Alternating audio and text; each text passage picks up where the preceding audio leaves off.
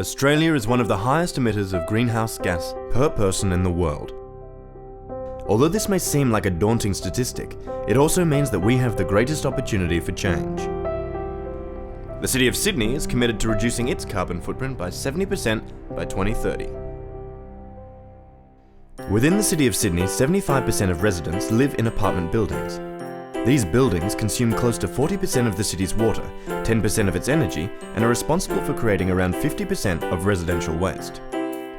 With predictions that half the state's population will be living in apartment buildings by 2030, the City of Sydney has decided that it is time to create a framework for smarter and greener apartment living. 3 out of 4 residents living in the city live in apartments, and we want to work with those residents to help them reduce their energy and their costs. We are going to work with them to find out exactly what's happening in their buildings in terms of energy use and water use, and what practical steps they can take to make changes that will make their buildings greener and more efficient. The key thing at this point in time is for buildings to understand as well as they can how their energy is being used and ways to shave any excess energy that they don't need.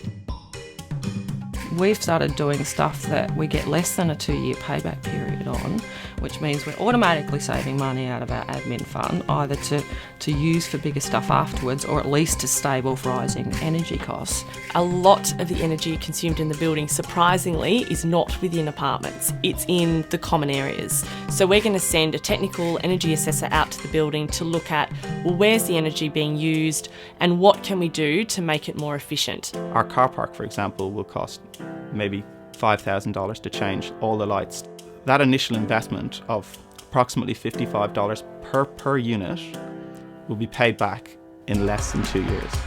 To kickstart the program, we're working with 30 apartment buildings. For those 30 buildings, we will be offering sustainability assessments, on-site visits, support and case studies to help the Owners Corporation to work with the building manager and the strata manager to create a more sustainable building. By connecting residents and having more social interaction in buildings, it is easier to implement broader changes. The biggest surprise that we've had is the take-up of the social networking site. We've got 60-odd members and we have about 28 members that use it daily. Once we approach those people at an AGM or an EGM and suggest ideas, you've started those conversations 3 months, 6 months before putting all the facts and figures in front of them at the AGM. We also want to support buildings to look at what are the opportunities with so many people living in this one vertical village. How can we share resources and reduce consumption in the first place? One of the things that we did was we sat down and looked at our energy use and the audit that we had carried out. And as an executive, we made a decision that anything with less than a 2-year payback period could be approved by the executive without approaching the rest of the residents within the building. More people are living in high-density residential areas. There's going to be a proliferation, I see, of green roofs. There's going to be more local energy supply. We've already seen Sydney's first wind turbine installed on a residential tower in the city. I think we're going to see a lot more of those. The potential for drawing those environmental benefits and social benefits together and really building community, I think, is probably one of the things which, as a designer, you most focus on is how people relate to each other, and as a landscape architect, how they do that in the urban environment.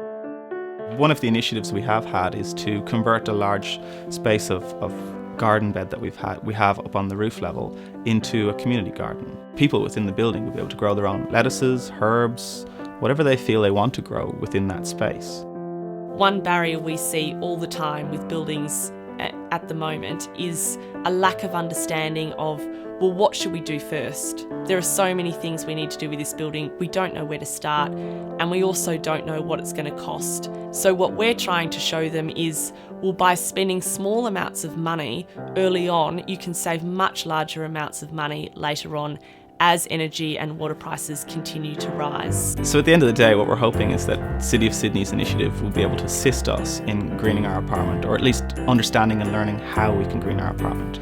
At the same time, they'll be able to provide assistance to make our building more of a social place and belong to a community rather than just a physical address. Our 5-year program is really aiming to work with over 700 apartment buildings that we have within the City of Sydney. So we're inviting buildings to come forward and let us know that they're interested in working with us to create a Sustainable Sydney 2030.